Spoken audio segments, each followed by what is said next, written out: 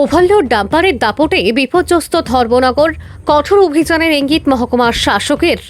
ধর্মনগর শহরে ফের বাড়ছে ওভারলোড পাথর বোঝাই ডাম্পার গাড়ির দৌরাত্ম্য, ফলে ক্ষতিগ্রস্ত হচ্ছে শহরের রাস্তাঘাট, পাশাপাশি নিত্যদিনের ভোগান্তির শিকার হচ্ছেন সাধারণ মানুষ। মঙ্গলবার একান্ত সাক্ষাৎকারে ধর্মনগর মহকুমার শাসক দেবযানী চৌধুরী জানান, পূর্বে এই ডাম্পার গাড়িগুলিকে কদমতলা প্রেমতলা এলাকা থেকে কৃষ্ণপুর নাকা পয়েন্ট হয়ে পানিসাগর হয়ে যাওয়ার নির্দেশ দেওয়া হয়েছিল এবং কিছুদিন তা মেনেও চলা হচ্ছিল, কিন্তু সম্প্রতি দেখা যাচ্ছে সেই নির্দেশ অমান্য করে আবারও ডাম্পার গাড়িগুলি ধর্মনগর শহরের মধ্যে দিয়ে চলাচল করছে।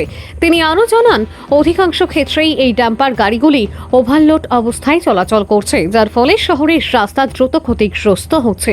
পাশাপাশি ধুলো বালি, যানজট ও দুর্ঘটনার আশঙ্কা বাড়ায় সাধারণ মানুষকে নানা সমস্যার সম্মুখীন হতে হচ্ছে। পরিস্থিতি মোকাবিলায় প্রশাসন শীঘ্রই পুনরায় বিশেষ অভিযানে নামবে বলে জানিয়েছেন মহকুমার শাসক। তিনি বলেন, নির্দিষ্ট রুট মেনে চলা নিশ্চিত করতে এবং শহরের উপর চাপ কমাতে একটি সুনির্দিষ্ট রুটম্যাপ তৈরি করে ডাম্পার গাড়িগুলিকে বিকল্প পথে সরিয়ে দেওয়ার উদ্যোগ নেওয়া হবে।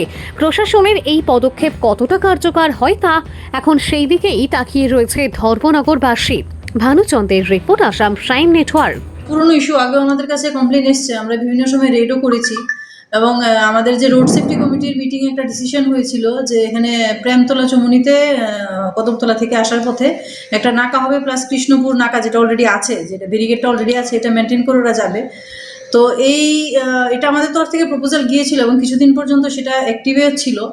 তো এখন আবার এই দুইটা নাকাতে অ্যাকচুয়ালি অ্যাক্টিভিটি কম হওয়াতে তো আবার আমাদের যেটা আপনারা বলছেন, আমরাও দেখতে পাচ্ছি যে ভেহিকেলগুলোর মুভমেন্ট বেড়ে গেছে। তো আমরা আবার আমাদের যে রেগুলার যে রেট হয় সেটা আমরা করব, কিন্তু আমার মনে হয় সেই সঙ্গে যদি এই নাকাগুলোকে যদি অ্যাক্টিভেট করা যায় ঠিক মতো, তাহলেই গিয়ে এটার একটা লং টার্ম সলিউশন হতে পারে। আর এছাড়া আগে থেকেই মিউনিসিপ্যালিটির তরফ থেকে কিন্তু আগে থেকেই নো এন্ট্রি জোন হিসাবেই ডিক্লেয়ার করা ছিল এই ভেহিকেলগুলোর জন্য। মানে আপনি বলছেন যে মানে নাকাগুলো তো একটু সতেজ হলে, তাহলে নাকাগুলো একটু সতেজ হলে সেটা ভেহিকেলগুলো এদিকে কম আসবে। আর আমরা আমাদের তরফ থেকে যেটা করার, যে আমরা টাইম টু টাইম বিভিন্ন আপনারা আগেও দেখেছেন যে আমরা লেট নাইটও আমরা রেড করি, সেগুলো চলতে থাকবে। আচ্ছা, রাজবাড়ির যে ব্রিজটা আছে, ওই ব্রিজটা দিয়ে তো ওভারলোড গাড়িগুলো আসে, তো যার ফলে তো ব্রিজের তো একটা ক্ষয়ক্ষতি হতে পারে। এই বিষয়ে আপনারা কি দেখছেন, কিভাবে? ওইটা আমরা যখন লাস্ট টাইম রেড করেছি তখন রাজবাড়ি ব্রিজ থেকে আগেই আমরা গাড়িগুলোকে ব্লক করেছিলাম। তো সেটা আবারও আমাদের মাঝখানে আপনারা জানেন যে একটা বাই ইলেকশনের প্রস্তুতি গেছে, তো সেটার জন্য অন্য বিভিন্ন জায়গায় আর অনেকগুলো নাকা পয়েন্ট খোলা হয়েছিল। তো সেখানে একটা ভালো রকমের ম্যান পাওয়ার আমাদের চলে গেছিলো। তো এখন আমরা আবার ওই যে মানে আমরা আগে যেই ব্লকেটগুলো ইউজ করেছি সেগুলো আমরা আবার ইমপ্লিমেন্ট করবো।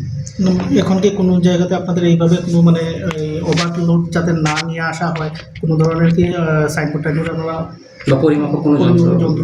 পরিমাপক যন্ত্র সেই বড় যে লরিগুলো আছে সেগুলোর ওয়েট মাপার যন্ত্র আপাতত আমাদের কাছে নেই, কিন্তু আমরা সাইনবোর্ড আগেই মিউনিসিপ্যালিটিতে লাগানো ছিল এবং আমরা আবার রিভিউ করে দেখবো, যদি নতুন করে আবার ইরেক্ট করতে হয় তো সেগুলো আমরা নোয়েন্ট্রিগুলো আমরা ইরেক্ট করে দেবো। তাদের জন্য রোডম্যাপটা কোন দিকে আপনারা রেখেছিলেন? এটা হাইওয়ে দিয়ে দেওয়া ছিল, প্রেমতলা চুমনি হয়ে কৃষ্ণপুর হয়ে ওরা ওই ন্যাশনাল হাইওয়েটা ইউজ করবে, ওরা শহরের দিকে ঢুকবে না, এইটা রেস্ট্রিকশন মিউনিসিপ্যালিটি থেকে ছিল। এবং আমরা দেখতে পেলাম কৃষ্ণপুরে যেখানে একটা ডিভাইডার লাগানো হয়েছে, সেই ডিভাইডারও অনেক সময় তারা এদিকে ঢোকার জন্য ভেঙে ফেলছে। তো এটার কি পদক্ষেপ নেবেন আপনি?